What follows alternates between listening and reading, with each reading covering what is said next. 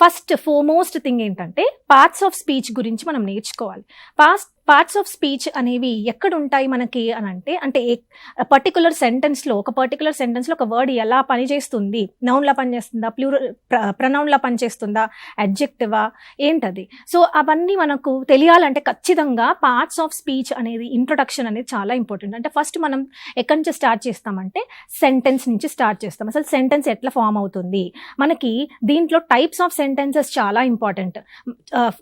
we know that we have 4 types of sentences, right? Declarative, interrogative, imperative, exclamatory and 4 important types of sentences ఉన్నాయి.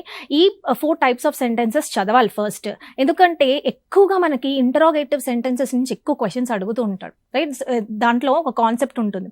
ఆ concept ఏంటంటే జనరల్గా declarative sentence అంటే మన normal sentences ఎలా ఉంటాయి. మన నార్మల్ సెంటెన్సెస్ ఫస్ట్ సబ్జెక్ట్ ఉంటుంది, హెల్పింగ్ వర్బ్ ఉంటుంది, ఆ తర్వాత మెయిన్ వర్బ్ ఉంటుంది, ఆ తర్వాత ఆబ్జెక్ట్ ఉంటుంది.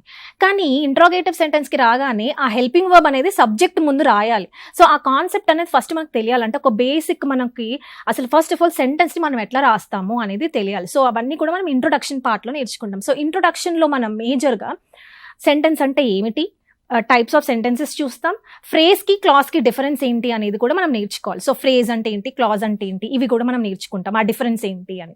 ఎందుకు అంటే మనం కొన్ని చాప్టర్స్ లో like we have a chapter called conditional sentences, దాంట్లో అసలు క్లాజ్ ఏ ఇంపార్టెంట్. సో ఈ క్లాజ్ నేను ఇక్కడ ఎక్స్ప్లెయిన్ చేయకుండా డైరెక్ట్ గా కండిషనల్ సెంటెన్సెస్ లోకి వెళ్ళిపోయాను అనుకోండి, మీకు ఏం అర్థం కాదు. సో అందుకని ఫస్ట్ మనం బేసిక్స్ చిన్న చిన్న కాన్సెప్ట్స్ ఫస్ట్ నేర్చుకున్న తర్వాత గ్రామర్ అనేది స్టార్ట్ చేయాలి.